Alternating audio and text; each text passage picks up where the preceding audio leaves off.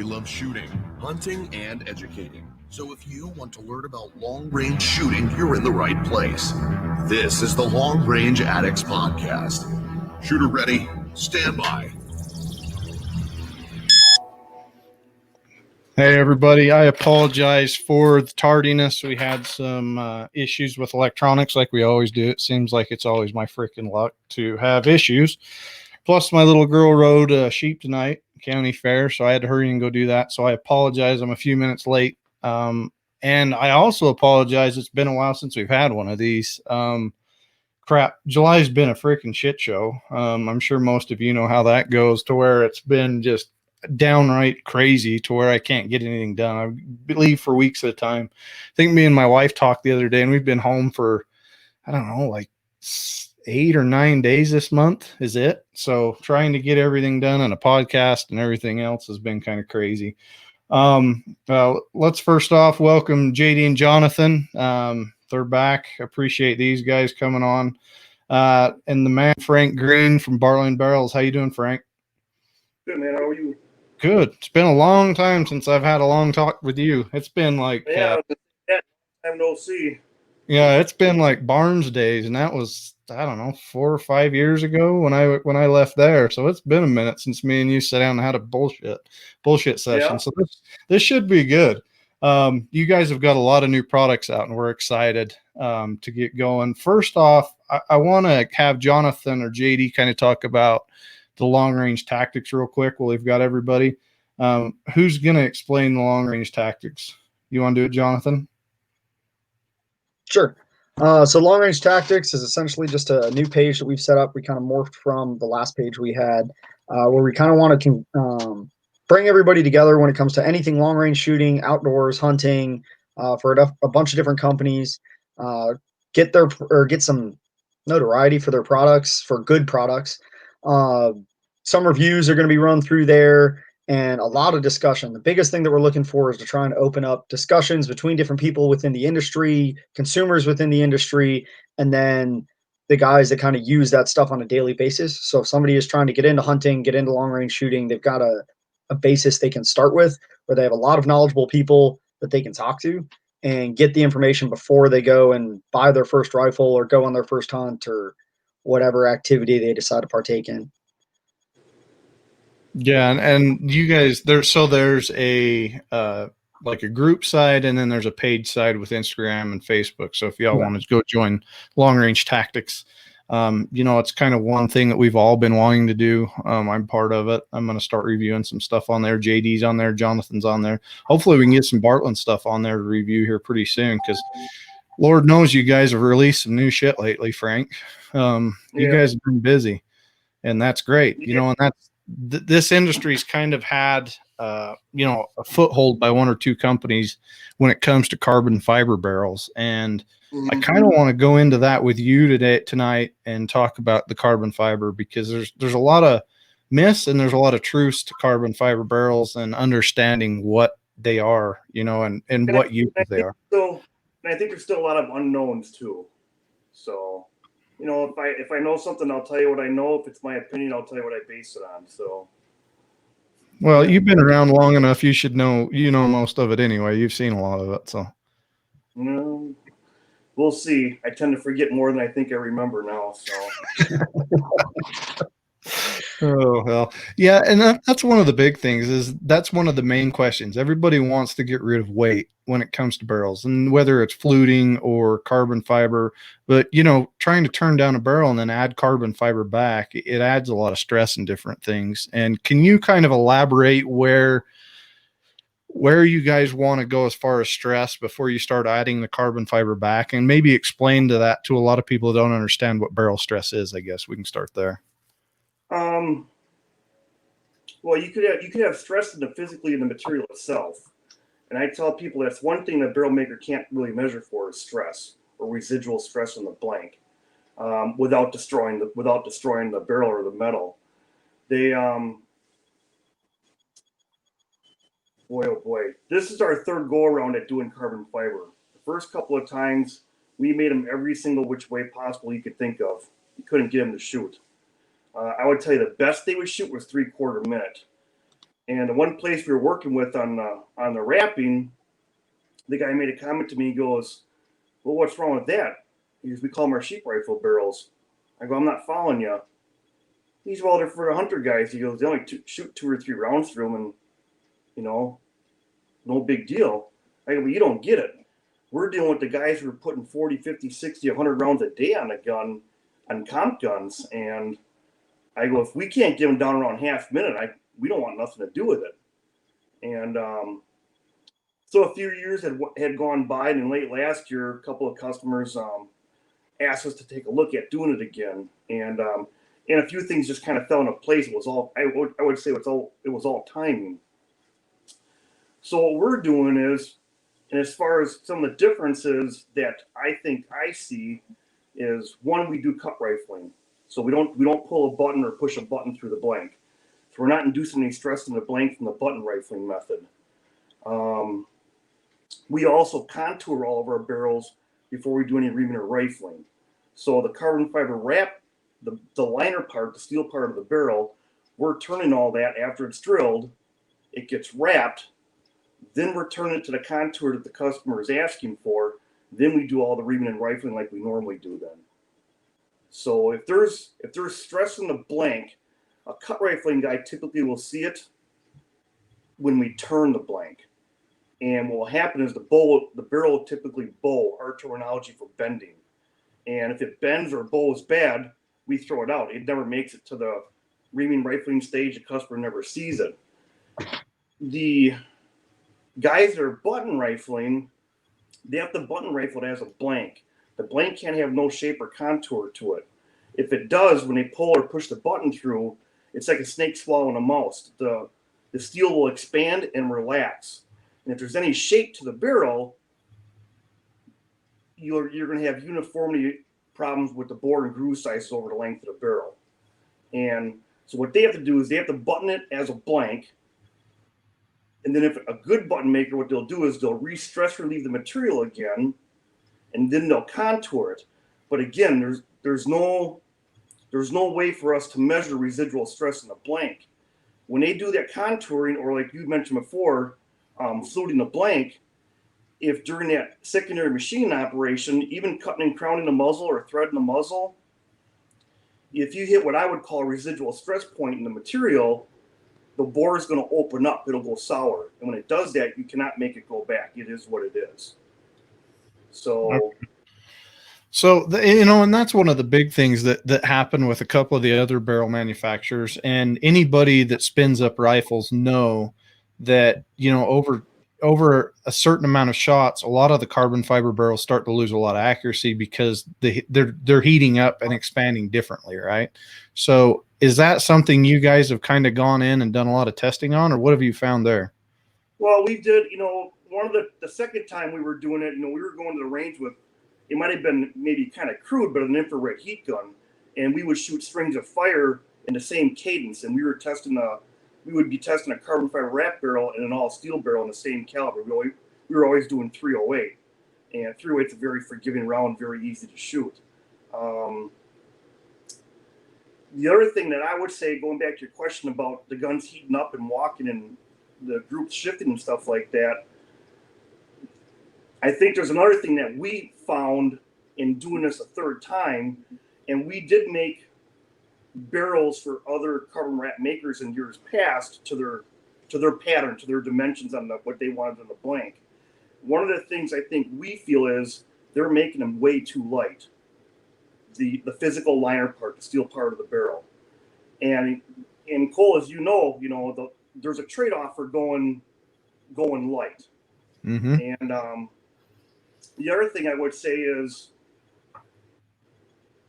you could have two problems going on. You could have residual stress in the blank. And if you take the carbon fiber out of it, I tell guys this, there's an old saying, the heavier the contour of the barrel, the better it shoots for a longer string of time, or as it gets hot.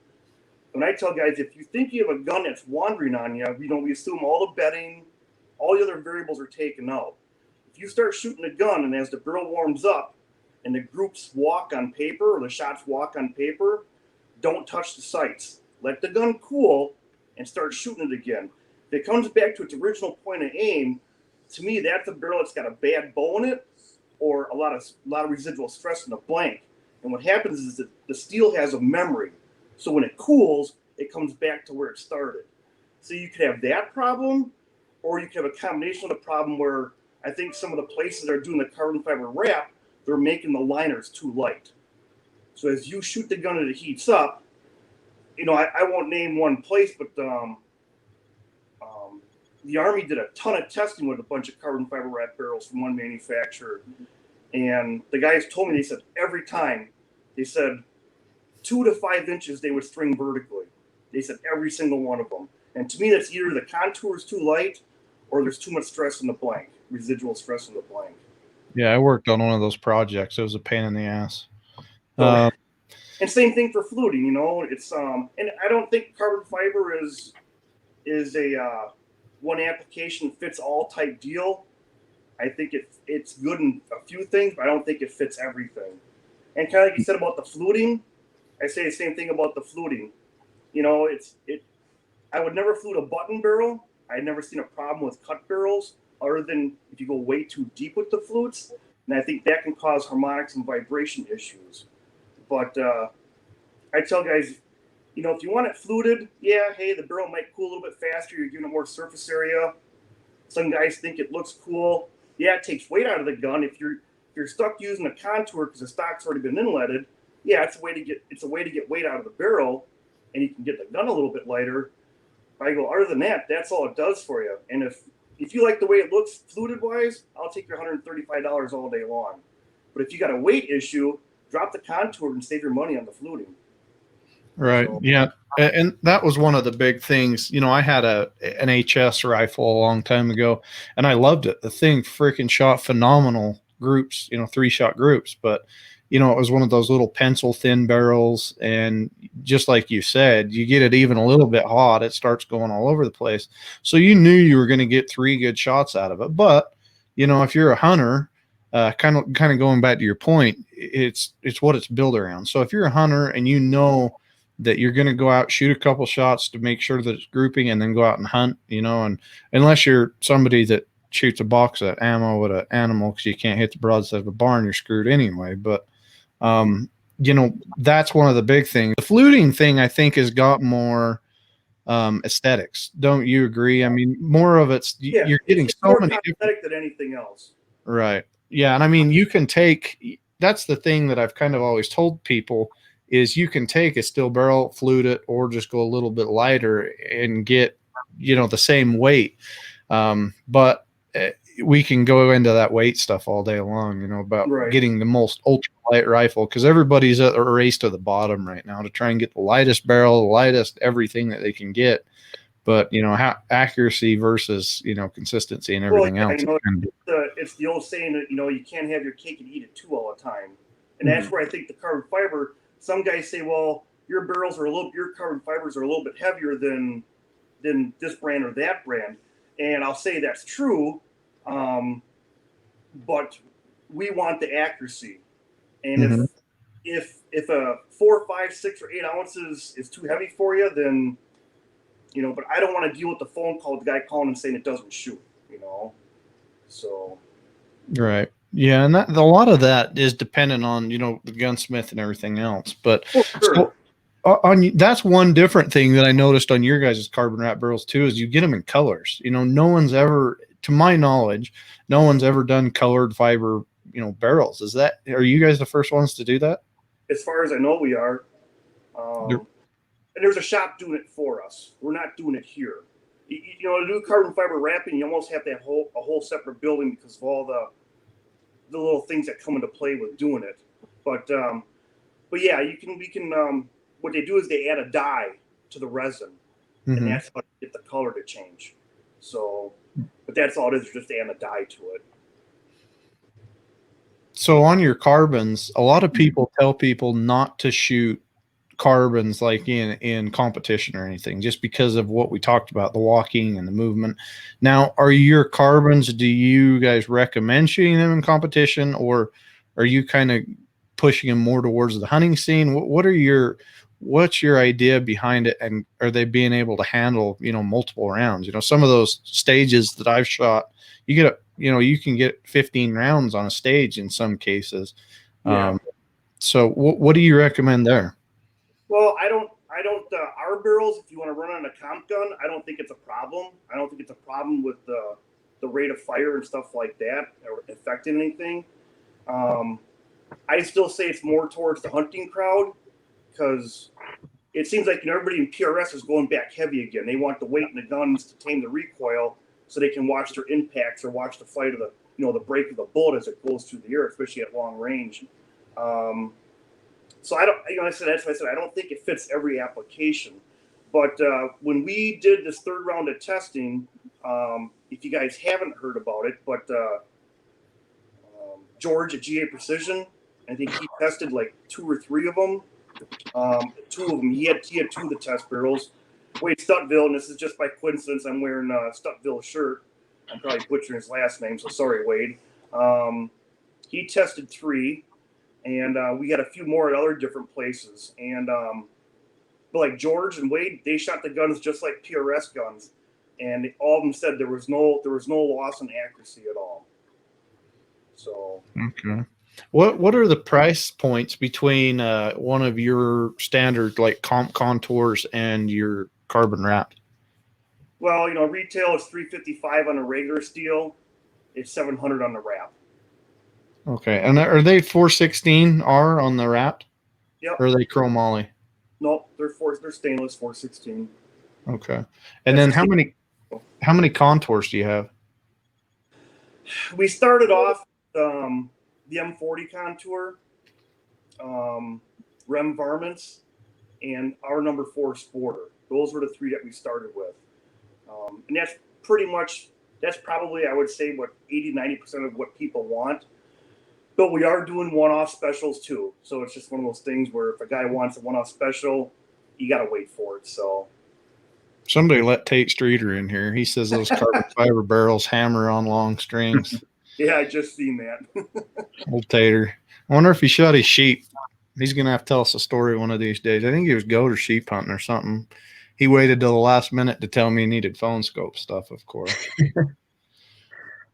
So I know we had a lot of questions on the 22 side, and then here in a minute we'll go to the 22 side, and then we'll go to your new barrel material stuff because I really want to dig into that. Because shit, I've shot your guys' barrel for almost a decade, so learning new stuff is always good for me. But what questions do we have on the 22 side, Jonathan?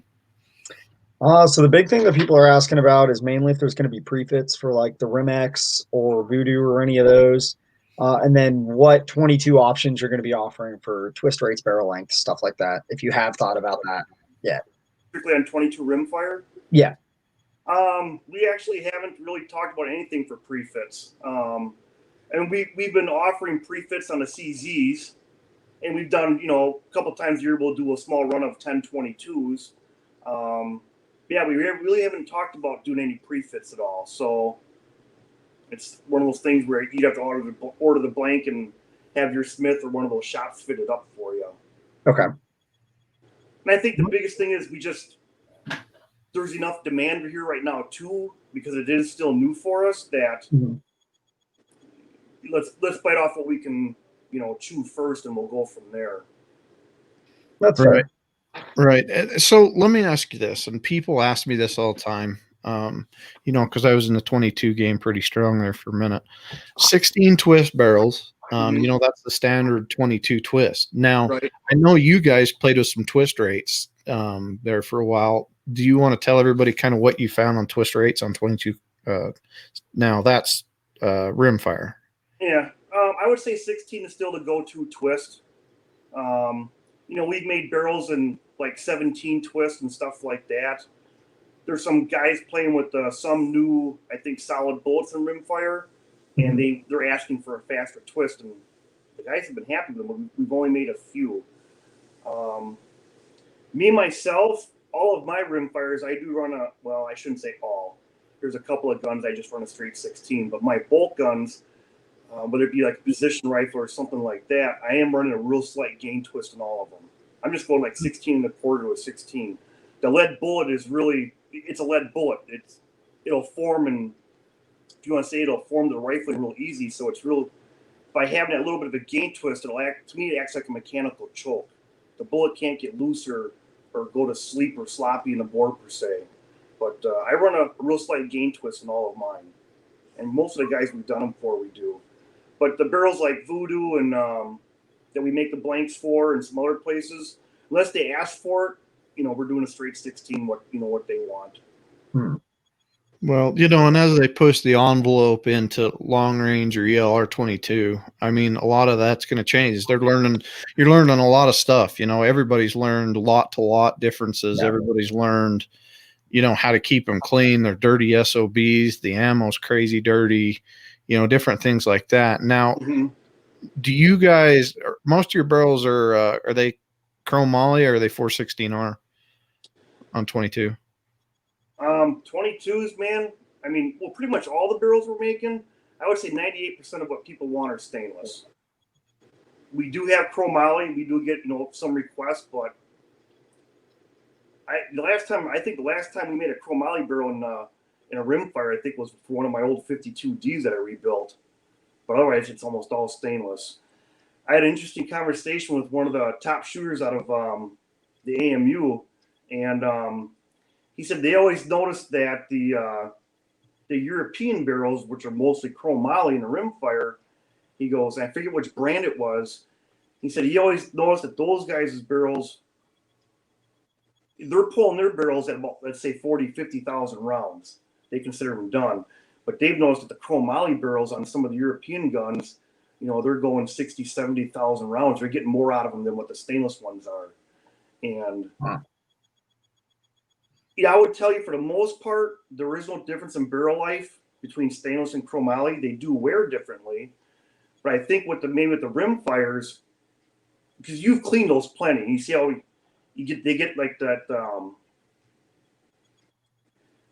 from the priming compound and stuff, you get that really hard, and when you clean, sometimes you take little chunks of metal out because it turns into like glass or something like that. It maybe just that the chromoly stands up to it better. That's one of the things I've always said about chromoly is it seems to stand up to abuse better than regular stainless does. Unless you get water around it. Yeah, unless you get water around it. Unless you get water around it. Even the stainless, it'll corrode, it'll pit.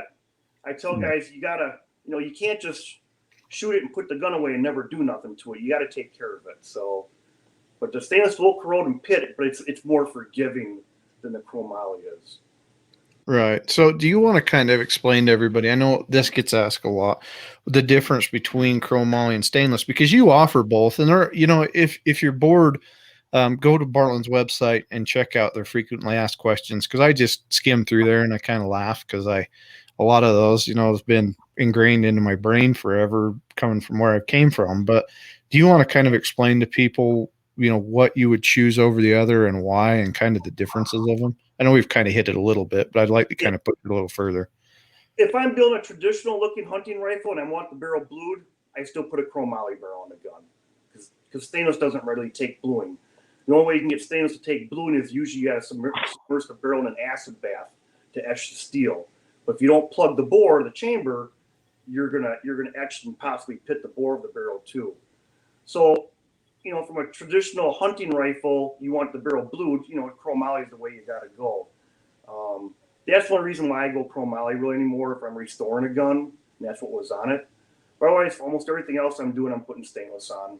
Again, for the most part, I don't see no difference in barrel life or accuracy. They do wear differently, but in the grand scheme of things, there's no difference that we've seen. Okay. Now, barrel life, do you think one lasts longer than the other one? No. I guess it depends on what hot rod caliber you're running, but. Well, yeah, and that's a whole nother, subject of problems there. But, we've made barrels. I know back when you were at Barnes, I know we made you guys, I think, chromoly and stainless. Mm-hmm.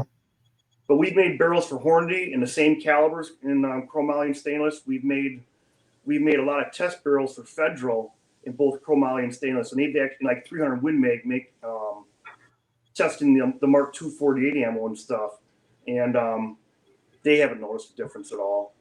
Ooh, the old 248 motto. Ooh. Yeah, yippee day. She was warm, son. I was pushing a 220 at like 31-30 out of my freaking 300 Win Mag. She was cooking. Yeah, the ammo runs at over 70,000. Oh yeah, she was cooking. JD's just down there snickering. He knows. Hey, about the chromoly and the stainless steel, you talk about how it wears. Yeah, I mean, like I said, can you elaborate for the on most that? part, when you're doing apples, and when a guy's doing it in a lab, so they're cleaning it at the regular intervals. They're running the same ammo, the same lot of ammo and stuff through the barrels. No one's been telling me they see one thing one way or another that one is flat out better.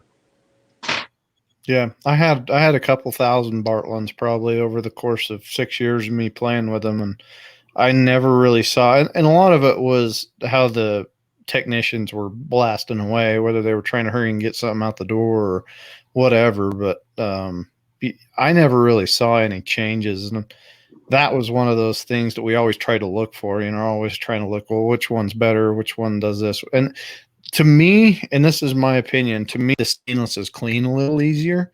Maybe they do, maybe they don't. I say the chromoly, the way I describe it, the chromoly is like a blackboard. You take chalk, white chalk, you write on a blackboard, that's chromoly. The chalk would be the copper. It stands out big time. Mm-hmm. But you take the same chalk or the copper bullet and you run it through a stainless barrel, it's there, or maybe it doesn't foul as much. It's there, but it doesn't to me, it doesn't stand out as much. But in terms of accuracy, I've shot plenty of chromoly barrels on comp guns, whether it be high power or whatever. I've never had one ever give me a problem accuracy-wise or anything like that. Yeah, I remember one of the worst barrels we tested in the water tank all the time, and it had rust in it. We got in a pinch one day because we needed to test an accuracy test. We're like, shit, we don't have the right rifle. So I went and grabbed that one. I'm like, let me just see what this thing shoots. The thing shot better than our freaking accuracy barrels, and it was one of our old beat to hell, been rechambered like 3 times. It's like 15 inches long, and it's amazing how that material holds up even, after that many rounds. I think that gun had probably, I don't know, 5,000 rounds. And that's really, sometimes if you really had to put me on a stand and say really flat out pick one, sometimes I lean towards chromoly, not lasting longer. Not really, I shouldn't say lasting longer. Besides the rusting and pitting, it just seems like from shooters improper cleaning them, it seems like the chromoly just seems to stand up the abuse better. But other than that, I mean, it's more of a gut feeling in what I see than to say that they'll last longer. I don't think they'll last longer. They just seem to stand up to the abuse better at times, especially when guys are cleaning and digging the crowns and stuff like that. They just wear differently. That's the only way I can describe it. Well, since you opened that can of worms, let's try and go into that one real quick. Cleaning. I mean, this is one that everybody and their dog has something different to say about. And a lot of people are like, oh, they're just telling us they need to break them in because blah, blah, blah. I was going to bring that up later. Let's go into it real quick before we get sidetracked again, because it gets asked a lot. How do you clean a barrel? What stuff do you use? What does Bartlein recommend when you buy a barrel? What should you go out and get? The first thing I tell guys is, if you have a cleaning system or procedure that you use and you're not wrecking the barrels, I got nothing to say. Just because the guy next to you does it differently doesn't mean he's doing it better. The biggest thing I'll tell you besides that is, don't mix your cleaners. Don't mix the chemicals in the bore of the barrel. Don't mix them in the jars. Unless you're a chemist and you know how those cleaners are going to react with one another, don't do it. You're asking for problems. I'll start with the quick break-in and cleaning, the break-in part of it. I really don't do a break-in anymore. What I'll do is, and you'll know this from, running barrels, in the ballistic lab there. What I tell you guys, what I do is, the only thing you're really breaking in a good barrel is the throat. The nicer that reamer cuts and leaves the finish in the throat, the faster that throat's going to polish and break in. Sometimes guys think that on a new barrel, the barrel's fouling bad, and it's a barrel problem. It might be how that reamer cut the throat. And the nicer that finish the reamer leaves, the faster those little if you look at them, they're really bad. They look like little railroad tracks in there, but they go the opposite direction of bullet travel. So I tell guys it acts like a file, and it's stripping the copper off the bullet. But the nicer that throat is, the faster that throat polishes and breaks in. So on my guns, I'll take I might shoot 2 or 5 rounds through them, and I'll clean them. If the barrel cleans easy, or should I say I get little to no fouling out of it, copper out of it, I finish cleaning the barrel, then I go back out again, and I'll put 25, 30, 35 rounds on it, and I don't do any more than that to it. I used to do the old shoot 1 and clean for the first 5, then 5 3, then 3 groups of 5. I don't do it anymore. To me, it's a waste of time. Freaking hated that at Barnes. That was one of our we had to do. It was our SOP. We had to freaking shoot it, clean it, shoot it, clean it. I got freaking terminal arthritis from that shit. I mean, it was just out of control, and you feel when we would pull a barrel, we'd order it from Frank, he'd send it to us. We made sure we went through and cleaned it. We'd Safe it. We made sure everything was good. If you don't know what Safe is, look it up. It's how we measure bore groove, different things like that. But the barrels were perfect. And the biggest issue was, and I'm going to give all of you kind of a heads up. The biggest issue was when we took it to the machine shop and they chambered it. One of the big things that we started to do before I left was I started tracking their reamers, because it's amazing how many of the gunsmiths nowadays, they're still running on a 223 reamer they got in frickin' 2005, and that thing's ran 10,000 frickin' barrels through it. Right, and the first thing that goes on a reamer is the throat, because it's always cutting. Right, and your tolerances get lower, and they get worse, and you run into pressure issues. You run into pressure issues too. The bore tight, throat tight. Right. So one of the first things you're going to want to do when you get a Bartlein or whatever barrel you're going to run, you're going to want to go to your gunsmith, whoever's doing it, and say, hey, how many freaking reamers?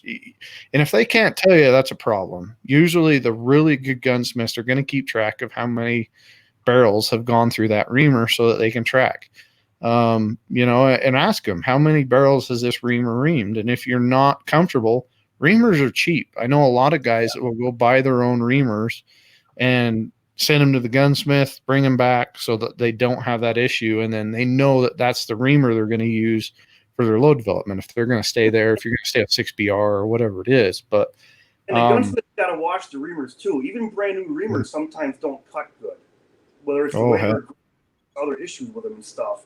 So like when we chamber barrels, especially the test barrels, like we did them for you or we do them for anybody, we bore scope every single one that we do. And in the case of like government test barrels, the chambers, which includes the throats, we have to measure chambers in 10 different spots with ball gauges, and we have to hold a tolerance.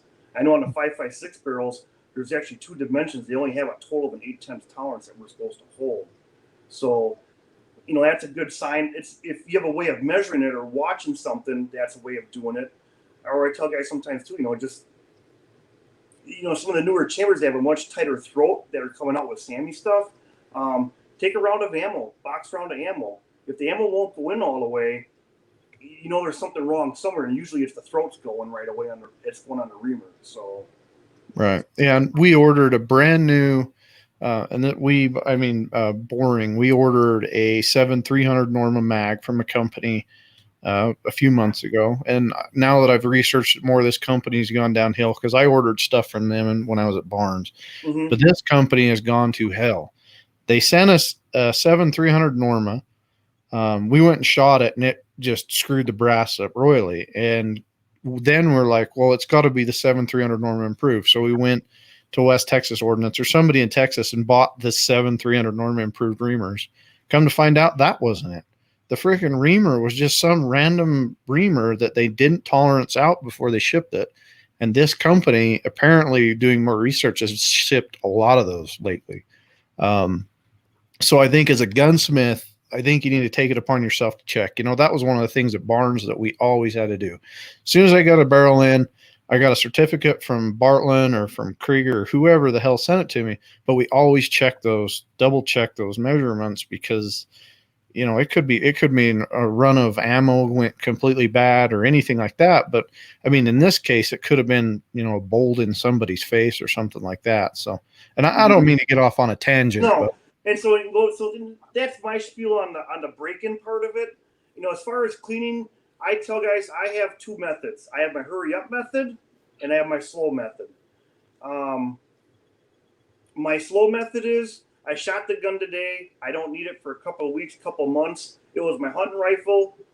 It's hunting season's done. I'll clean it, and it gets put away that way. So my slow method is I just use Old Hoppe's number 9. I don't use anything else. It protects as good as any oil. It just cleans slow. So my slow method is run a wet patch down the bore one after another until it comes out clean. No dry patches, wet all the time. If you're running dry patches down there, you're taking the cleaner out. Once the patches come out clean, I leave the gun sit there on the bench overnight. Come back the next day, run a couple fresh wet patches down it. If there's any copper in the bore with Hoppe's, and I'm not talking to Hoppe's copper solvent, just regular plain old Hoppe's number 9, it'll come out green. The patches will come out green in color. That's the chemical, the cleaner reacting with the copper in the bore of the barrel. And I'll keep doing that until those patches come out clean.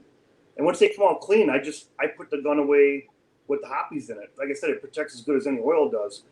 The only thing I've noticed with Hoppe's when I do that is over time, it will partially evaporate. So it'll get thick, it'll get gummy. I just tell guys before you shoot it, run a couple fresh light wet patches down the bore and dry patch the bore and chamber through it before you shoot it. That's my slow method. If I'm in a hurry up method, I shot the gun today in an F-class match. I got to shoot it again tomorrow and put another 60, 80 rounds on it. I use Sweet 762 solvent. Some guys freak because it's got pneumonia in it. You know, if you ever take a lid off, the cap off it, put it up your nose, but don't put it up close because it'll give you a good wallop to it. But same thing though, wet patch one after another until they come out clean. If there's any copper in the bore, the patches will come out blue in color. And as you run the wet patches down, the lighter the color of the patches, there's less and less copper in the bore of the barrel. Once the patch comes out clean, I'll dry patch the bore and chamber thoroughly. Then I'll get a patch soaked with Remington 40X cleaner. Years ago, it used to be called Gold Medallion.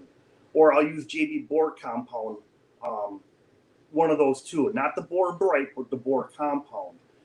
And I'll get a patch soaked with the Remington 40X cleaner, and I'll stroke the barrel 10 times, and I'll short stroke the throat area.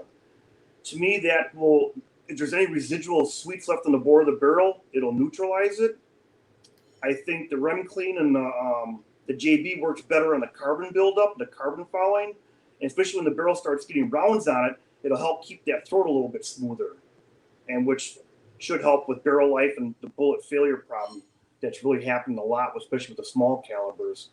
So after the patch of the Rem Clean, I stroke the bore 10 times. I dry patch it out. I'll give it a real light coat of Hoppe's, and in the morning I just dry patch it out and I shoot it all next day again. So that's my slow and fast methods. Yeah, go ahead. Before I finish it, before I forget, the paste cleaners or the abrasive cleaners. I tell guys, you use an abrasive cleaner, don't call me with a problem. The biggest problem with the abrasive cleaners, and I've had guys argue with me, and one guy argued with me one time. He goes, "Well, it's in a liquid form. It's not as aggressive as some of the other paste cleaners." I go, "I don't care, but you're using a brush, and what happens is those bristles, they try and follow the rotation of the twist, but not everyone will. And when you use a brush with the abrasive, it'll basically gouge the lands. The lands stick up, so they take the beating. And if I remember tomorrow, shoot me an email. I'll send you a picture of one, Cole. And but I've seen guys start wrecking barrels within 100 rounds using an abrasive cleaner and a brush. Wow. And we've had guys, and one guy in 110 rounds, he polished a thou out of the barrel doing it. And it's one of the things, some people are just way too aggressive with the stuff, and there is a time and place, I think, for some of the abrasive cleaners, but until the barrel's giving you a problem, don't bring it into the equation. But you get some of these really over capacity cartridges where you have a lot of carbon fouling and stuff like that, or you get that carbon ring buildup in the throat area. Yeah, then sometimes, guess what? You don't have a choice. You have to get in there and do something to bring it down.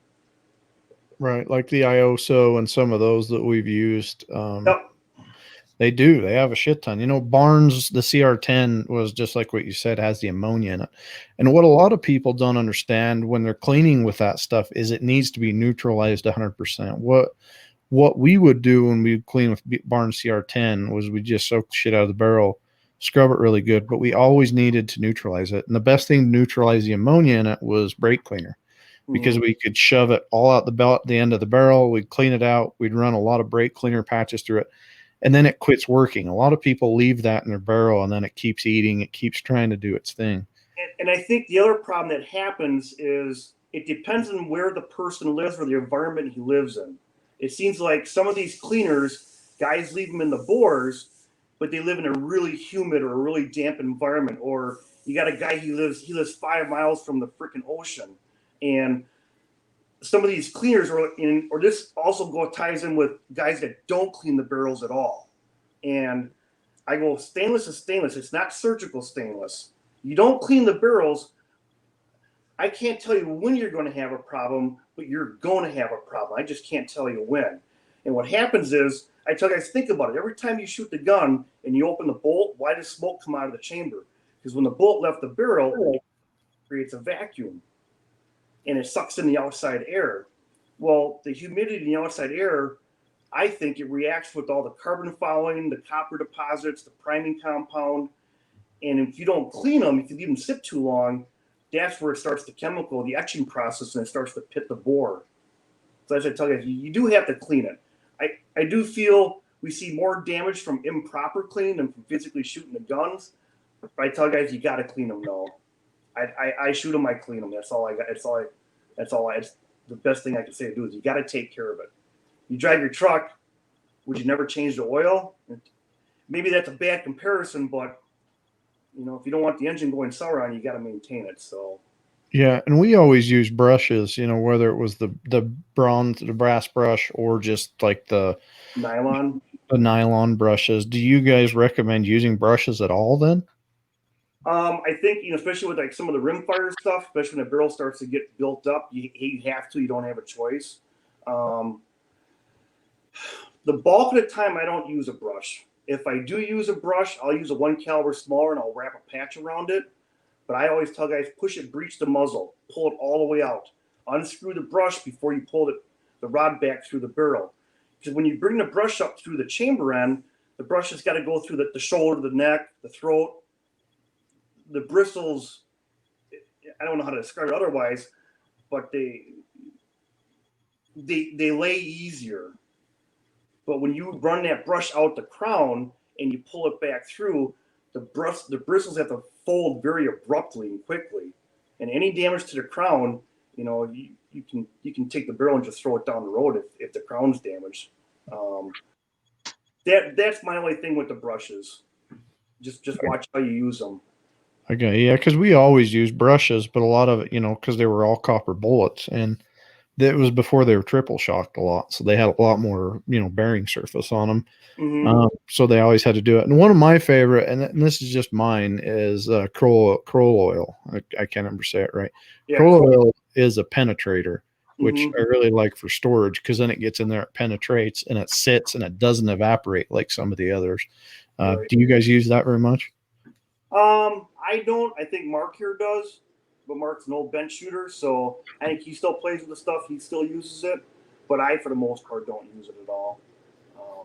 It's kind of funny, like when you were saying about, like, you store the gun, like with hoppies or something like that, and the guy pulls it out after a long period of time, let's just say even just a couple of months. Sometimes we get the question, well, yeah, I ran a patch down the bore, and some dirt came out on the patch. And it's like, yeah, well, and you've seen the barrels, Cole, where as that throat starts to crack and wear, and you get the alligator skin look, the dry riverbed. Well, the patch glides over the surface. It doesn't get down to those cracks and fissures. And when the Chromoly oil or some other cleaners, we leave them sit in the barrel, it loosens up that carbon, that fouling down in those cracks and fissures, and it'll actually work it up to the surface. There's nothing wrong with the barrel, but sometimes guys think, well, yeah, I ran a patch down and I got dirt out of it. It's just the stuff loosening up to it. You can't get it out 100%. It's what I call sweating. The barrel sweats. Mm-hmm. So Well, a lot of times you want to, shoot a couple foulers through that and get your fouling back in it anyway to kind of fill up some of that stuff back. So, Right. that's just one of those things. You got to understand your barrel, and you've got to understand, what it's telling you. Does it need to be cleaned? A lot of them don't. And that's you just hit it right there. I tell guys, you got to learn how to pay attention to the gun, pay attention to the barrel. It'll tell you what's going on. You just got to learn how to read it. And that's the biggest thing, is learning how to read it and paying attention to it. Yeah. And just for some of you listeners that are trying to figure out how the hell do I read it, little minute things such as bolt lift, is your bolt lift getting a little bit harder? That means you're getting more pressure in there. Are you seeing, more smoke or less smoke? Or, there's a lot of different things. You seeing more carbon on there's little things that you can watch in there that will give you kind of the signs and you understanding what it is when you do it. Now, these guys that go out and shoot, like us that compete, they're like, oh, don't touch it. Once you do it, don't touch your barrel. Don't ever clean it, blah, blah, blah. But I mean, you kind of hit it on the, at least try and run some oil through it, try and get that stuff clean.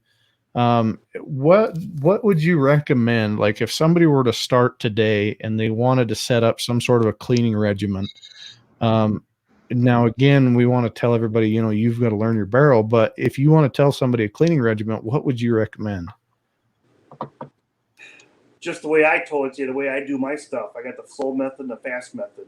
Other than that, a good one-piece cleaning rod, use a good board guide, a good rod guide, and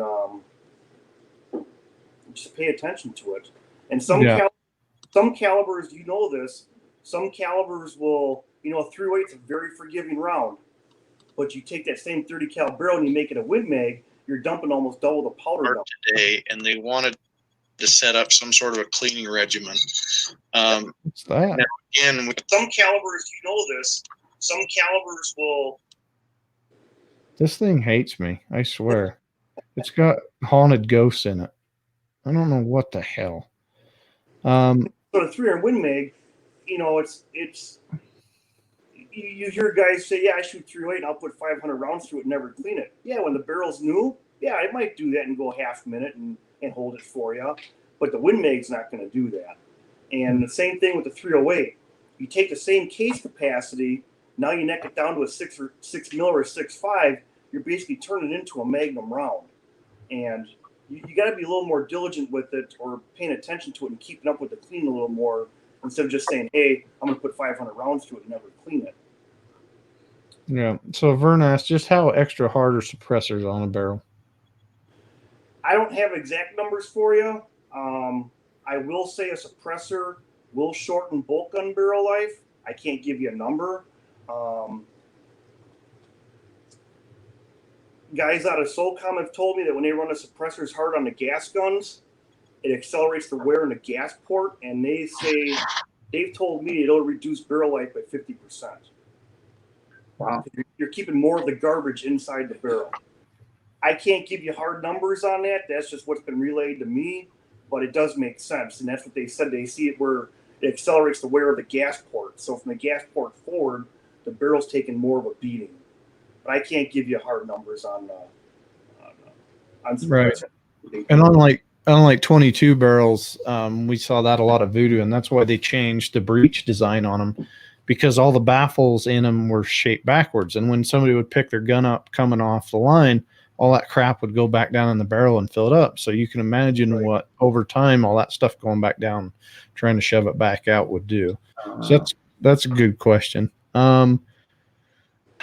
There's one here that was asked yesterday, and I told them that we'd ask real quick. So let me add this one. He says, I have, what testing have they done and what have they seen in POI shift over extended strings of fire? I have a different brand carbon barrel, and between 12 to 15 rounds, it will shift 2.5 inches at 5 o'clock and stay there until it cools all the way down again. I ran it in a match, and after the second stage, my first 2 rounds would be at 0, 3, 5 would walk. So this kind of goes back to what we talked about at first, with, the shifting in the barrel. So what would you recommend? What would you tell him? Just get a new barrel, or what do you say? If you've tried everything else, going back to, is the stock properly bedded or the chassis fitting good?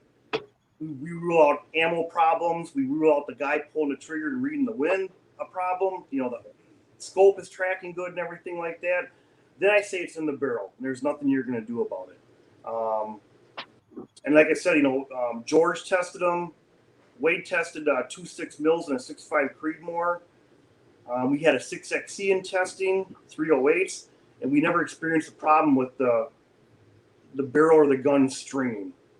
And I know George and Wade, they ran the barrels hard. I know George and Brian Sykes took one out in 6GT, and I think they put 150 rounds through the barrel in the afternoon. And George goes, I ran it hard too. I had the barrel hot. He goes, I forget what string of fire it was. They were shooting at targets, 5 different plates at 700 yards. George had the barrel hot, ran a 10-round mag through it, and Brian was standing there with a 5-round mag, gave it to him. He goes, hit every plate, no problem. He goes, there was no point of impact shifting or anything like that. So I still think that goes back to the stress in the blank part, or possibly the liner is too light. And that's where I think it's at. I don't think there's and that's why we ran our contours a little bit heavier too. Which, you know, if it's a matter of ounces, just take the damn drink out of your pack at that point. You know what I mean? It's that, or, you know, go hit the gym a little bit harder, because heaven knows I need it, and a lot of other people probably do too. So, you know, we were at the rest match this past weekend here. It was the Barrel Makers Classic. It started last year here in Wisconsin. So it's only 30 minutes north of the shop, roughly. And I didn't see a single carbon wrap barrel on a gun there. Everybody wants to wait. Everybody wants to wait. All right, what were you saying, John? Yeah, I was going to say that's kind of the thing too. Is like I remember when Prue first came out with the carbon wraps. I saw a couple of PRS shooters with them. They started noticing stringing in the Gen 1s. Apparently, they fixed that, and then everyone went away from it because they went the high power route. They're like, just make it as heavy as possible. I'll just lift a little bit more. I've only got to carry it for 120 seconds, and just make it heavy. And so everyone went away from carbon because they would put carbon on it and then put a weight kit on it. So just go back to steel. Right. Right. Yeah. I mean, the carbon was mostly designed for hunting anyway, and for finding the least amount of weight. But me, I'm that guy. I like a little weight. You know, we talked about Scott Satterley a while back, and he's like, you know, that 8-pound, 9-pound gun is perfect because you can manage recoil. It's not like you're getting kicked in the face. And but I mean, we can talk about that some other time. But one big thing that a lot of people have been asking is about your new barrel material. Now, you guys could have named it something easier for me to remember, but of course you guys had to mess with me. So what the heck is 40D mod? 400 mod BB. So it's still a 400 series stainless mod because we modified it. We modified the chemical composition of the 416, and BB is for Bartlein barrels. So yeah, we changed the chemical composition of the material. And what led us down that road was a couple of times we had some really small lots of steel that we got to play with. And of course, that's been something we've been looking for years, is find something to help the barrels last longer. And we had 2 pieces left, and there was a couple of guys here. One was from Fort Bragg, and we got on the subject of barrel life and steel and stuff like that. And I showed them these 2 pieces that I had left in my office. And but everybody that did the testing beforehand always screwed the testing up.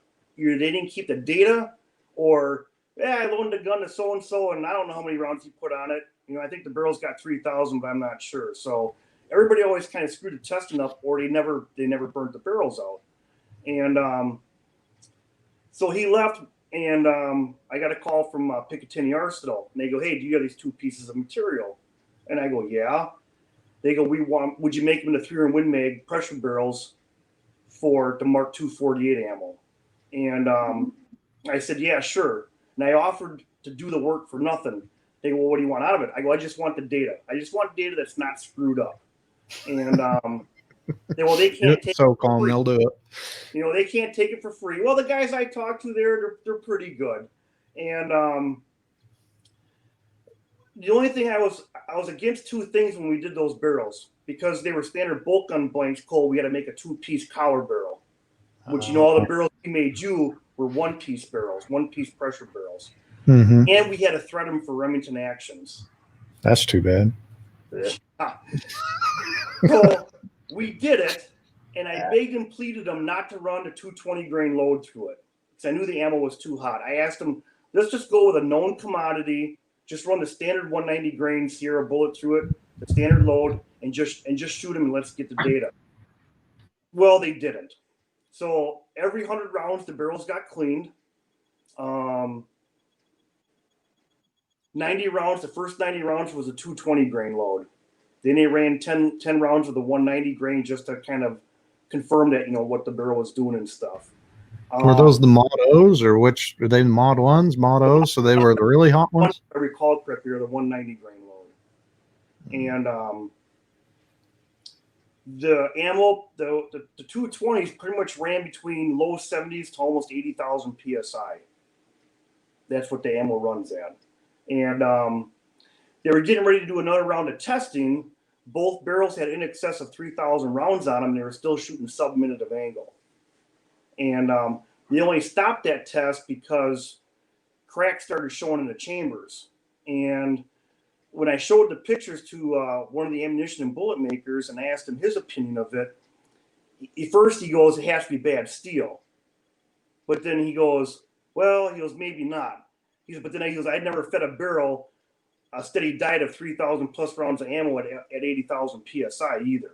So, but it led us down a road. So we took some of the raw virgin pieces of steel we had left, some of the cutoff pieces, and we sat down with the lab and the mill, and we tweaked the formula to give the barrel, say, more strength per se, but we're still looking for that, to try to improve on the barrel life. And I asked him to do like a 10,000 pound run of steel, and because a lab melt is only 1,000 pounds, and nobody would do a 10,000 pound run on a new material. I could get 1,000, or we had to take a mill run of it. So we were pretty confident that we had it figured out. So we went with a mill run of it, and we got a mill run of it was we ended up getting over 50,000 pounds of material, and we got material to make one-piece test barrels out of and bolt gun barrels. And they, all the barrels we made, we sent out to some ammunition makers and stuff. And Cole, you guys keep the data pretty good. You keep the round counts and stuff like that. Yeah, we have to. The first barrel that got a lot of rounds on it was 6.5 Creedmoor at Hornady, and they officially pulled the barrel from service probably 2-3 months ago. And it's got 3,500 plus on it, whereas they were normally pulling the 6.5 Creedmoor pressure barrels at about 1,700. And in fact, I talked to Jaden there today. He goes, they're not going to throw the barrel out. They officially retired it. He goes, but it still shoots. He goes, they retired it because I think they had a 50 feet per second swing in velocity, and the pressure jumped 1,800. And if I recall right, you guys don't want to see a pressure change of more than 2,000. Right. So that was kind of an indicator for them that maybe the barrel was going. He goes, but it still shoots. So he still wants to run rounds through it, and he'll keep track of it, but not for production purposes. He wants to see where the barrel really truly dies at. It gives up the ghost on the accuracy part of it.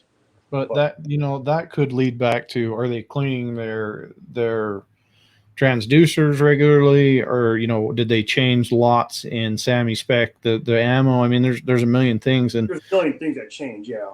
Coming back to kind of explaining some of this, like the 220s that he's talking about, when we first tested those for the U.S. Army contract, I think we were only getting maybe at the most, and this has been a long time ago, I think we were getting like 1,100 to 1,400 rounds through a barrel, and they were toast. Like they wouldn't even come near it. Most of the feedback I get is probably around 800 or 900 rounds. Big Army told me usually about 1,200 is where they're pulling them. They only had one barrel ever that won 1,800 rounds. And until the two pieces that we made them, they never had barrels go that long before. Mm-hmm. But yeah, you're right. Somewhere between that 900, 800-ish to about 1,100 rounds is typically where the Win Mags are dying. Yeah, and that's if we pushed them. So to explain everybody what a pressure barrel is according to SAMI, which is how we test everything, or how I shouldn't say how how Barnes tested everything, or Hornady or anybody else. It's a barrel and it has a collar on it that's about 3 inches long, and it fits in a giant transducer thing. And then, yeah, he's got one right there. So the transducer goes in the top of that, and that's what measures the cartridge pressure on the side of the cartridge. So that tells you how much pressure you're getting. You can see the cartridge or the port right there where the transducer goes in, and that locks into the machine. Now, if you want to go see that, you can go check out Bartlein's website. But that's a 556. Yeah, So that one. This is a 762 dual port.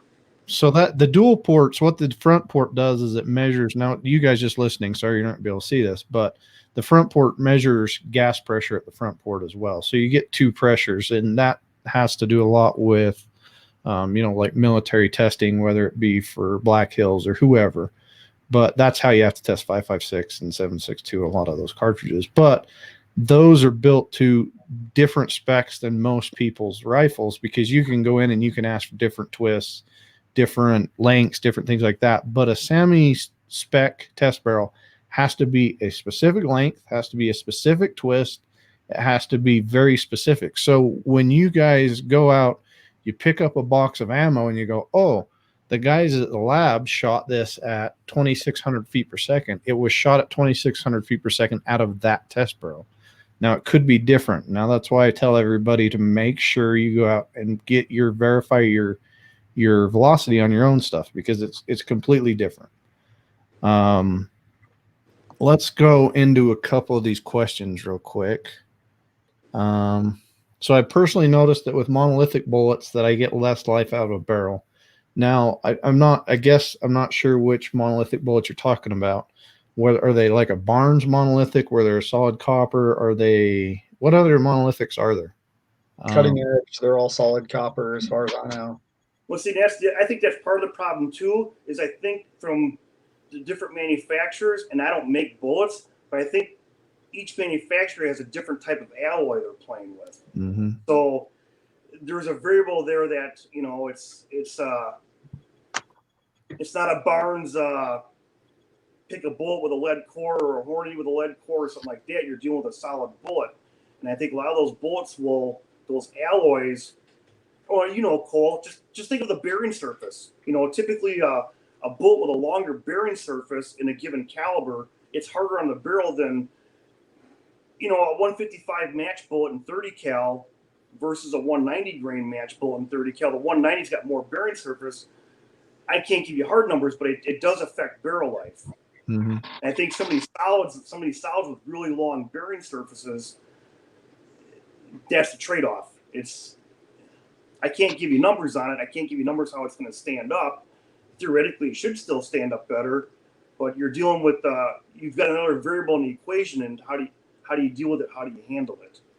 Right. Yeah. And Barnes, I mean, it took them forever to come up with their alloy composition. Oh crap! Sorry.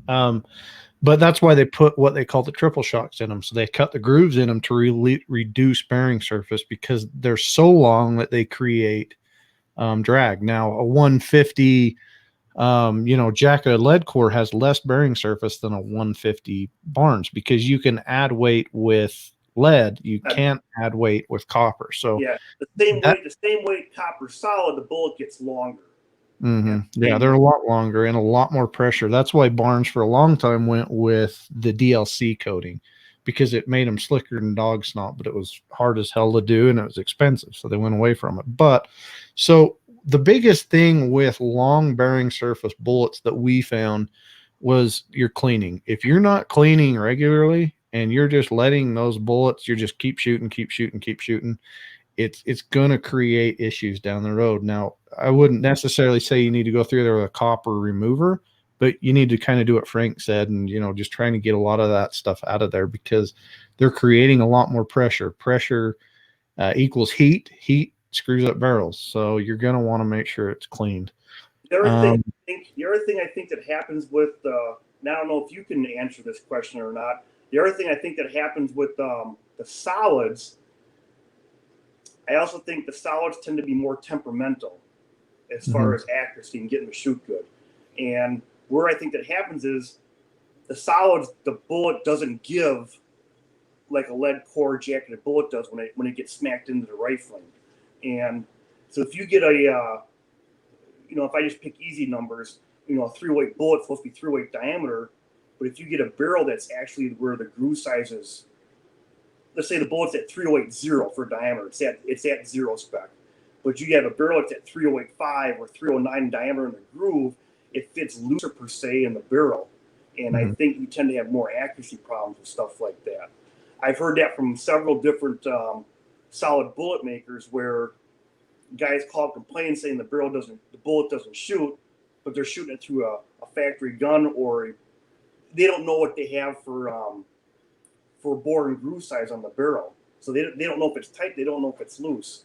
And we do that with some of the solid bullet guys. We'll stamp the barrels to the 4th decimal place. That way they know what the bore and groove is to the 4th decimal place. And they'll call places like Warner Tool and stuff, or if they do the work, they know what size the barrel is, and they make the bullets to match the barrel per se.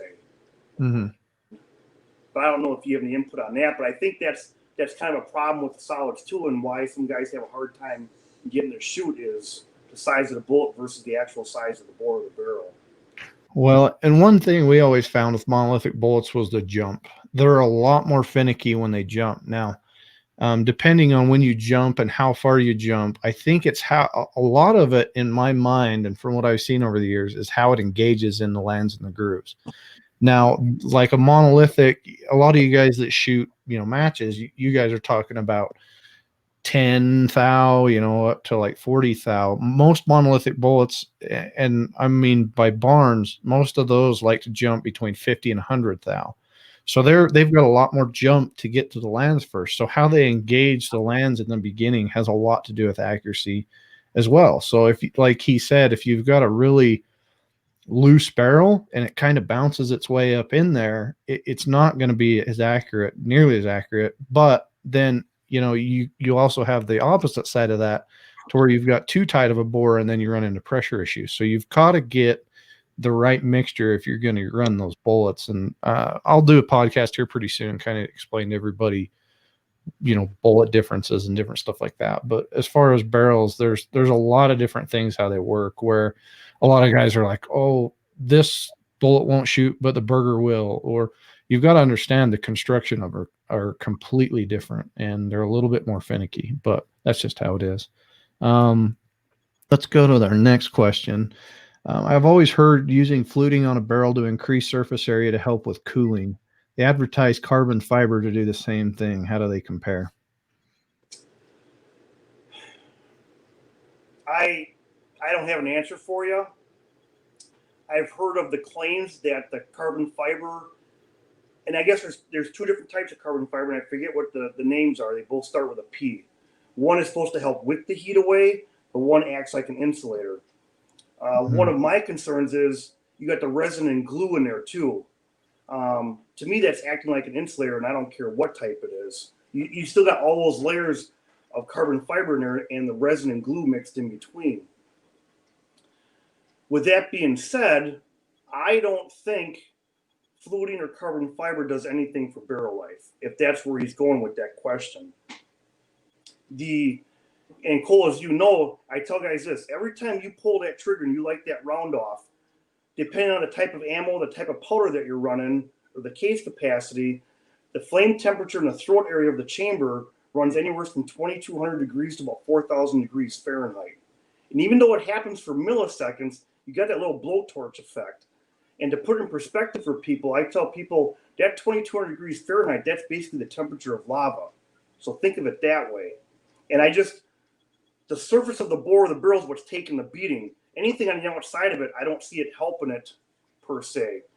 And Cole, you'll know this. You guys probably all know this. Rate of fire, type of ammo, type of powder, all those stuffs, and all those things, and cleaning and everything, all add to the whole. How many rounds should I get out of my barrel? And so I can give you ballpark numbers on stuff, but sometimes there's no hard number. But I don't think the carbon fiber fluting is going to do anything for barrel life at all. Hey, Frank, I've got a question related to that. There's a carbon fiber barrel manufacturer that I talked to a while ago, and Cole, your mic went out. And can you hear me? Can you hear me, Frank? Frank, can you hear JD? No, I haven't heard him at all. No. That's crazy because I can hear him. Can you hear him, Jonathan? Yeah, I can hear him. I think it's doing what it did a couple weeks ago when one mic was just muted for like one person. Oh, I hate this freaking program. Here, hold on. Let me fix it. Can you hear it, JD? Yeah. You can't hear him, Frank? No. Son of a biscuit. The mic says it's on, but I can't hear him at all. What the hell? I hear Jonathan okay. All right, ask us, JD, and we'll ask him because I can hear you fine. Okay. So a manufacturer that I spoke with, they make they make a carbon fiber barrel, but they do a shell as opposed to a wrap. And they claim that by doing that shell, they improve cooling because they flute it. But also they claim that they improve stiffness of the barrel by actually tensioning that shell with essentially a washer that they thread onto the front. I was wondering what Frank's thoughts are on one, tensioning that turn down barrel portion, and then how does that shell compare to a wrap when it comes to strength and repeatability? I got you. So he talked to a barrel manufacturer a while back, and what they do is they put like a wrap on, or what? How did you say it? Shell. Like a shell. Now, So- Now you can hear him. yep. A shell. Yep. I heard that. What the hell? You got me now? Can you hear him, Frank? Can you hear me now? Nope. Now he's out again. Son of a. All right. So he talks about putting a shell on it and then tensioning. So what they do is they flute it, they put the shell over it. He's wondering about heat dissipation. And, when you put the cap on it, have you guys looked into that? Just, turning it down, putting a shell on it, putting a cap on it? Or would you rather have something that is actually wrapped? Which would be more accurate? Which is more accurate, do you think? Don't have an answer for you. Not a clue. See, here's one of the things that I get concerned about, and you can lump. I don't want to lump carbon fiber in with a bunch of stuff, but it's like putting a tuner on a barrel too. One of the things that I get nervous about is I don't like stuff touching my barrel. So whether it's carbon fiber or a guy putting a tuner on the barrel and stuff, something's touching it, and I don't want nothing touching it, because if something's touching it, now you've got a possible variable in there that you might not be able to control as to what's going on. Guys in short range bench rifts have tried, or they've played with tensioners, putting like a cap or something on a barrel and putting tension on it, and there's a reason they're not using them. It doesn't work. They have problems with it. You have a variable that you can't control. In the carbon fiber, I did one for myself. In fact, I did bring my gun in. It is in green. Probably can't see it in the light and stuff.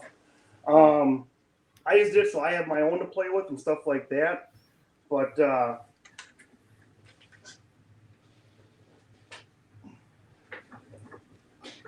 again, that's where I think, like the carbon fiber, I don't think it fits every application. You got something else touching the barrel, and I at times don't like things touching my barrel. And the cap and tension type system, I think it's just another variable that you have to play in, where you start having problems. There's a variable in that you don't know what's going on possibly at times.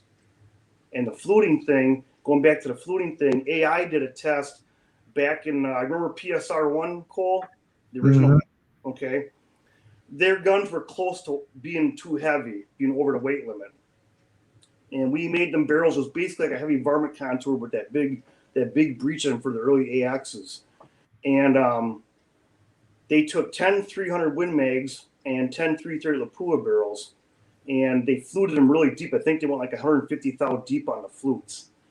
The 30 cal barrels had no problems. They all shot great. 2 of the 330 Lapuas would throw random flyers. And I think that was a problem.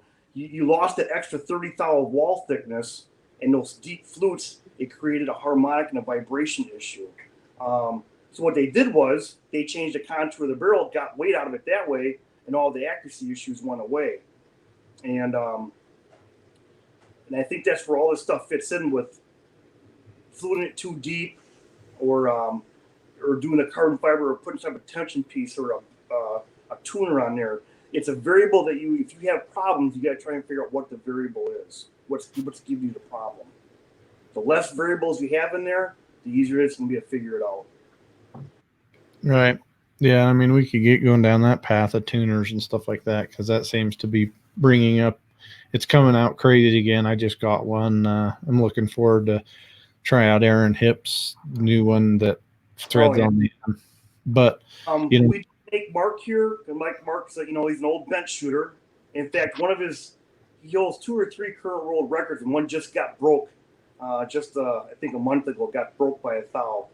We did make him 2 carbon fiber wrap barrels for 6 PPC bench guns. He did no breaking, he did no tuning, no nothing. Took both guns to the range. He shot 15 rounds through each barrel. Every barrel shot in the 1s or better. And he actually took them to a match and was doing really well with them until he had to wait to the buttstock. And something with the gun shifted and he started having problems. And finally, the second day, he took the weight out and the gun went back to shooting. But I think if the barrel's set up right, you don't have a vibration issue. I don't care how you do it, as long as it works. But I don't think there's a magic answer to tensioners and caps and stuff like that. Yeah, and that's one of those things that blows your mind when you get in the bench rest world. He's talking about 0.1s. It's like, holy shit, that's like one hole. I mean, that's you might move a little bit on it, and that blows my mind. I'll email you his targets tomorrow from when he tested it. It was just like 2 months ago, and his small group out of the one gun was an 070 at 100 yards. And then both barrels 15 rounds through with no breaking and no cleaning. He just ran 15 rounds through each one. That's freaking crazy. Yeah, I'll put that on the podcast page, on the Facebook page and stuff tomorrow for y'all to look at. That's a picture of the gun too. We did the carbon wrap in that red-brown color on both of them for him. And we only made him 2. We didn't make him 10, and he cherry-picked the best 2 that shot the best. We only made him 2 barrels, and that's all we did. So we don't do that. We don't cherry-pick. We don't. Would I make you or somebody else, we put the same type of work into it. We don't cherry-pick the stuff for this person or that person or anything like that. Yeah, I got you. Yeah, that's awesome. What are your lead times right now on your carbon fibers? For the most part, I'll tell you 3 to 4 months, unless you start getting into weird stuff. A guy wants the funky contour or something different. He wants it longer than what we're doing standard. Well, then it's a one-off. Every time we're getting stuff wrapped, we'll throw extras in there of the standard stuff. But when somebody wants something completely different, a really short one or a longer one, it might add a little time to it. But we're trying to turn them in 3 to 4 months. If we have something in stock, you can get it right away. Otherwise, Southern Precision rifles, Red Hawk rifles, and they're stocking them. Georgia GA Precision, he's ordering them, I think, for stock, but I think mostly for his bills. And same with Wade Stuckville. He's buying them, but I think only for his stuff. He's not selling them to the general public otherwise. I got you. We're tracking. All right. Well, Jonathan, JD, do you have any other questions? I had one that got posted on Facebook earlier. Some guy that's asking for across the course barrel. He's got a 20-inch with a CLE chamber, and he was curious approximately what barrel life he can look at expecting. He's got 2,000 rounds in it right now, and his hottest load is an 80.5 Burger at 2750. Just rough off the top of your head, nothing specific. When you look at rebarreling, I tell you, a good 223 barrel, I tell you probably 6,000 rounds. Okay. I've seen plenty of them go 9 to 10, but again, it goes back to is the guy taking care of it and stuff too. Yeah. But I would say 5,000-6,000 shouldn't be out of the question. I know Brady, he shoots high power across the course, and I think his last barrel, just before he put a new one on, he went to a match with over 6,000 rounds on it, and he came in like 3rd with the gun. Wow. So I think he finally pulled it, just past 7,000 rounds. And I think that's what he was running in his gun too. Either he ran the wild chamber or CLE chamber in there. Okay. Right. Yeah, significantly more than what we ran. When I was on the team, we were running Saturns, and we were getting maybe 3,500, and we were having accuracy issues all over the place.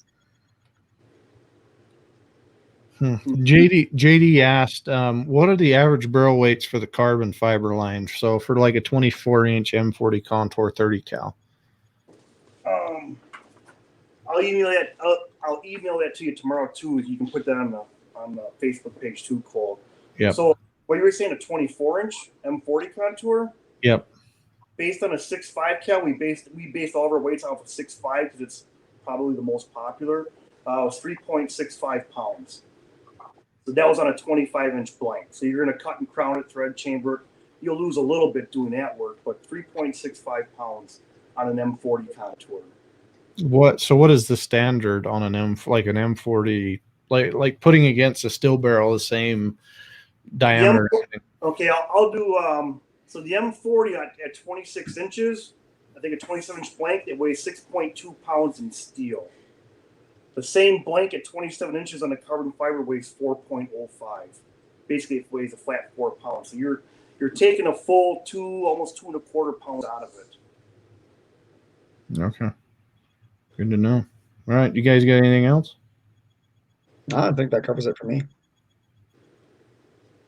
You can talk to me, JD. You don't have to talk. Yeah, that's right. Hey, are they looking at doing any carbon fiber in their AR line series like a couple other manufacturers have? Are you guys looking, Frank? Are you guys looking at doing AR lines like Proof and some of the others? We've made a handful of AR barrels. Brady's getting one to put on. He's getting ready to put one on his gun. You know, he's a service rifle shooter, so he'll give it a good workout, see what happens. We made one barrel that went to Derek Love. He shoots PRS, and he actually he finished at 11.5 inches, and it's on a full auto M4. And I don't think he's shooting it for accuracy, but he's giving it a hard workout. So I know he said he told Jeff after 3 30-round mag dumps, the carbon fiber is soft, but it's not doing anything weird. So we got barrels out there in testing, and we'll see how it goes. We'll see what happens with them. If everything looks positive, like in Brady's case, he shoots it. We know what the accuracy is. He runs it like a regular service rifle gun. Get it dirty, shoot it for accuracy again, especially when the barrel's hot. Does it hold the accuracy? If everything looks good, yeah, then we'll probably start offering them. But right now we're in that little testing and playing phase with AR stuff right now. Yeah. All right. Most of the other carbon fiber manufacturers, Christensen and Proof, I mean, they had, a bunch of different revisions and changes because they always learn something from it. And they're still doing it, and some of them are still getting their ass kicked. So, we talked about lead time for the carbon barrels. What's the lead time on the new material barrels? It's the same as anything else. Same as everything else. Okay. I mean, for the most part, we're quoting 4 to 6 months on anything. It's just that the only difference with the carbon fiber is we're always doing some extras for ourselves, just so we try and maybe keep that lead time down a little bit, possibly. If you want the new material, the 400 mod BB material, we got in stock. It's like anything else. So, okay. And it's a question that we get at times. Guys will say, "Well, why don't you make inventory?" And I know Cole can relate to this. I tell guys, "Bud, pick the caliber, contour, twist. Your guess is as good as mine." Yeah. And how do we go about making inventory? I don't try and say but how do we go about making inventory when I got a guy that's been waiting 6 months for a freaking barrel to begin with? So it's almost impossible. I mean, back when me and Trace were at Krieger years ago, Steve in the shop was light on rifling, and Trace goes up to me and he goes, let's make some 6 bench rest barrels for inventory. And the cut rifling just really was taken off in bench rest back in the mid to late 90s. And there was the old rumor that a cut barrel would never shoot with a button barrel, which is just flat out bull. And So we put 50 barrels, 52 of them, I think we put in inventory, and we made half, 13 and a half twists, half 14 twists. Those were the 13 and a half was just coming in. And he goes, what contour you want, lights or heavies? I go, no, leave them rough turn. Then if a guy calls in and he wants a light, I can just pull it off the shelf and we can contour and get it out the door. Back in those days, 6 mils in all contours and all twists, we're only selling 25 a month. So we put 50 plus blanks in inventory. We didn't advertise or nothing like that. Go figure. We sold them all in 2 weeks. It should have lasted us 5-6 months, and you can't predict that. I don't know to that. So, but for the most part, no, it ain't gonna affect lead time with the different material. Okay. Now, do you have people that carry your barrels like in stock? I know some of the places, stock them up and then carry them so that they can do it. So if somebody's in a big pinch and they want a Bartlein, do you recommend them going somewhere, or you just tell them, hurry up, get your name on there? No, you can. Again, I tell everyone what we do for anybody else. We don't have a different grade of barrel. We don't make something different. Maybe if they change a spec on it, we'll make it for their spec that way. But as far as the amount of work that we put into a barrel that goes to Southern Precision Rifles or Red Hawk or Georgia GA or Core Shooting, any of those places. You mentioned West Texas Ordnance before. The only thing that's different is the caliber, contour, and twist. We put the same amount of work into them. So, be rest assured that if you buy one from one of those guys, you're getting the same thing if you come to us directly. So there's no difference. That scratches everybody's back, which is a good thing. Mark, we'll answer one last question. Mark asks, what's the material designation on the new stainless barrels? He asks, it's 4.6 BRs. Apparently he likes BRs. So do you have a material designation on the new stainless? Just 400 mod BB. 400 mod BB. So there you go, Mark. They order it. We put it right on the order. One guy actually asked us last week, well, he's concerned, if we're charging extra for it, how does he know he's not getting screwed and getting standard grade material? Yeah, I get it. We're human, crap can happen, but we do all the Bartlein material. When it gets sawed, we spray paint one end orange, and it automatically gets marked with a BB code on the material on the end of the blank, and it's on the order. We actually print the orders on a different colored sheet of paper. So they see that yellow sheet of paper going through the shop, they know it's got the Bartlein material on it. So that's, we keep it separate. So. Okay. Well, I think hopefully, we've been here for an hour and 27 minutes. There's been a lot of information spewed out. If you want to listen to it again, make sure you go follow it on the podcast. We're on iTunes, Podbean, a lot of those, there's different podcasts that we're on. Just go check out Long Range Addicts podcast. And maybe you can catch up on some of the other ones while you're driving along. There's going to be a lot more coming out. Now that it's hunting season, I'm going to start pushing some more into hunting. I've got some cool hunters that are coming on board, and I just want to make this podcast about everything long range. And maybe we'll talk to Frank again here pretty soon. Frank, we should talk about if we do it again, and it's twist rates and bullet failure.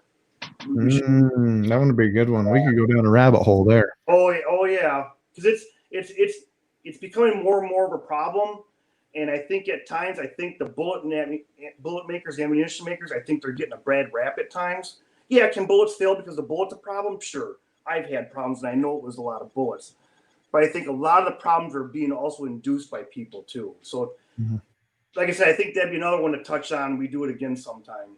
Yeah, I'd blow all your minds if I gave you the way that we figured out twist rate stabilization at Barnes and how many RPM that it takes to destroy a bullet. It's crazy mathematics, but it's cool how it all works. But anyway, tell Tracy hi. I will.